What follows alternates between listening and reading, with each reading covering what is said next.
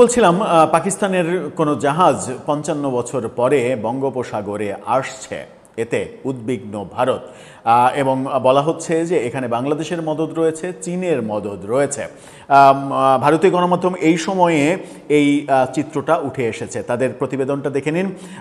তারা বলছে চীনা মদদ সঙ্গী বাংলাদেশ, ৫৫ বছর পরে বঙ্গোপসাগরে ফিরছে পাকিস্তানি হাঙর, কতটা বিপদে ভারত। হাঙ্গরের হামলায় ৭১-এ যুদ্ধে ডুবেছিল ভারতের রণতরী INS কুকরি। সেই ৭১-এর যুদ্ধের সময়, মুক্তিযুদ্ধের সময় ভারতের যে রণতরী, সেই রণতরী কিন্তু এই হাঙ্গরের আঘাতেই ডুবেছিল। ৫৫ বছর পরে আবারও বঙ্গোপসাগরে হাঙ্গর আসছে এবং তাতে করে ভারতের উদ্বেগ বাড়ছে এবং তারা সরাসরি বলছে এখানে চীনের মদদ রয়েছে এবং বাংলাদেশেরও মদদ রয়েছে। কি হচ্ছে চলুন একটু জানি। তারা শুরুটা করেছে এভাবে, ৭১ সালের যুদ্ধে ভারতের কাছে ৮২ সিক্কার চড় খেয়েছিল পাকিস্তান, তবে তারই মধ্যে বঙ্গোপসাগরে নৌযুদ্ধে বড় সাফল্য পেয়েছিল তারা। ভারতীয় রণতরী INS কুকরি তাকে ডুবিয়ে দিয়েছিল পাকিস্তানি সাবমেরিন PNS হাঙ্গর। স্বাধীন ভারতের ইতিহাসে সেই প্রথম কোনো রণতরী ডুবেছিল। তাতে অবশ্য যুদ্ধের গতি প্রকৃতি বদলায়নি, পাকিস্তান পরাজিতই হয়েছিল, কিন্তু এই দুর্ঘটনাটা ঘটেছিল। তারা বলছে যে ৭১-এর সেই লজ্জার পরাজয়ের পর বঙ্গোপসাগরে আর দেখা যায়নি পাকিস্তানকে, তবে সেই ঘটনার ৫৫ বছর পরে ফের ভারতের প্রায় একচেটিয়া আধিপত্য থাকা এই সমুদ্রে ফিরে আসার ছক কষছে পাকিস্তান। সৌজন্যে চীনের তৈরি করে দেয়া তাদের নতুন দূরপাল্লার সাবমেরিন এবং সাম্প্রতিক সময়ে তাদের প্রতি বাংলাদেশের মনোভাবের বদল, অর্থাৎ ইউনূস সরকারের আমলে পাকিস্তান ব্যাপারে বাংলাদেশের যে মনোভাব, মানে আগের মনোভাব যে পরিবর্তন হয়েছে, সেটাকেই তারা দায়ী করছে। তারা যেটা বলছে সেটা হচ্ছে যে চীনা মদদে ফিরছে হাঙ্গর। চলতি বছরের এপ্রিল মাসে পাকিস্তানের প্রথম হাঙ্গর ক্লাসের সাবমেরিনটি তৈরি করে দেয় চীন। সেখান থেকে রওনা দিয়ে গত সপ্তাহে সেটি করাচি পৌঁছেছে। সেটিকে চীন থেকে পাকিস্তানে পাহারা দিয়ে নিয়ে এসেছে পাকিস্তানি যুদ্ধজাহাজ PNS তৈমুর।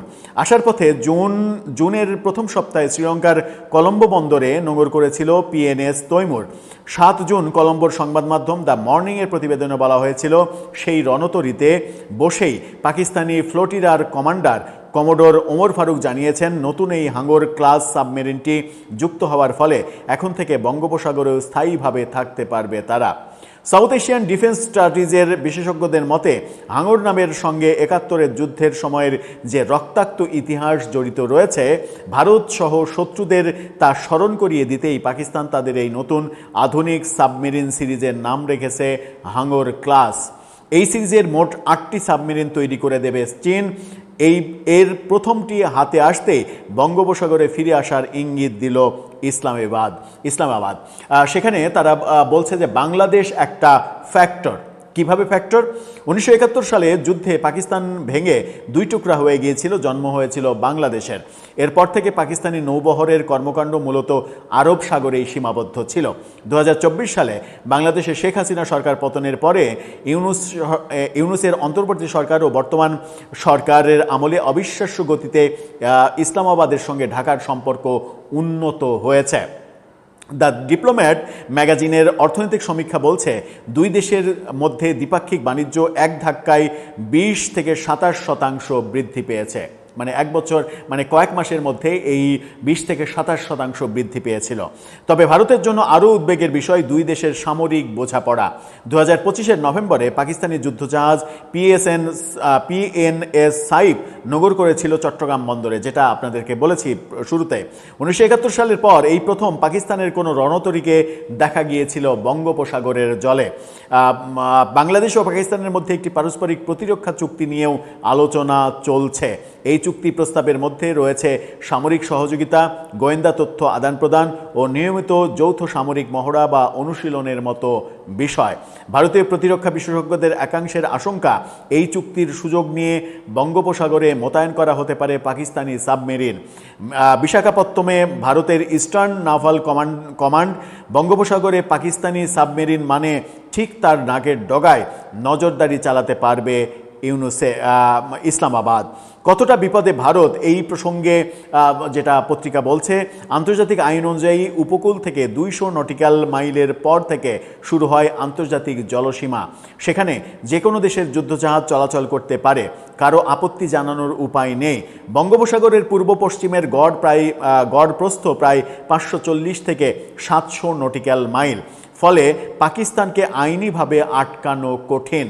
অর্থাৎ 200 নটিক্যাল মাইলের বাইরে আন্তর্জাতিক জলসীমা, সেই আন্তর্জাতিক জলসীমায় পাকিস্তান যদি অবস্থান করে তাহলে ভারত আপত্তি জানিয়ে কোনো কাজ হবে না। তবে ভারতীয় নৌসেনার প্রাক্তন আধিকারিকদের একাংশের মতে ভারতের ভয়ের কিছু নেই। বিগত 5 দশকে পরমাণু শক্তিচালিত সাবমেরিন, 2টি বিমানবাহী রণতরী এবং দূরপাল্লার P-8I মেরিটাইম নজরদারি বিমানের মতো অত্যাধুনিক সরঞ্জামে সেজে উঠেছে ভারতের নৌবাহিনী।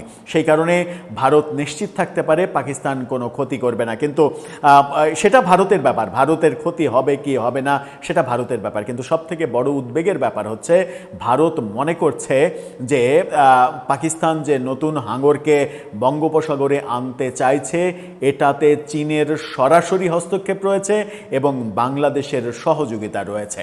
এটাই বাংলাদেশের জন্য বিপজ্জনক। যদি ভারত মনে করে বাংলাদেশ শত্রু দেশ, বাংলাদেশ পাকিস্তানের বন্ধু দেশ, তাহলে সেটা আমাদের জন্য মঙ্গলজনক নয়। আমাদের পররাষ্ট্রনীতি মূলত সবার সঙ্গে বন্ধুত্ব, কারো সঙ্গে শত্রুতা নয়। এটা কিন্তু অনেক টাফ কাজ। আপনি ভারতকে শত্রু বানিয়ে পাকিস্তানের সঙ্গে বন্ধুত্ব করা, এটা কোনোভাবেই আমাদের পররাষ্ট্রনীতির মধ্যে পড়ে না। সেই ক্ষেত্রে ভাববার বিষয়, ইউনূস সরকার যে ভয়ঙ্কর সিদ্ধান্তগুলো নিয়েছিল সেই সিদ্ধান্ত থেকে বর্তমান বিএনপি সরকার সরে আসবে, নাকি পাকিস্তানের সঙ্গে এত পিরিতে মাখামাখি করবে তারা যে ভারত আমাদেরকে শত্রু ভেবেই নেবে। দর্শক, আপনার কাছেও সেই প্রশ্ন, উত্তর জানিয়ে লিখতে পারেন আমাদের কমেন্ট বক্স।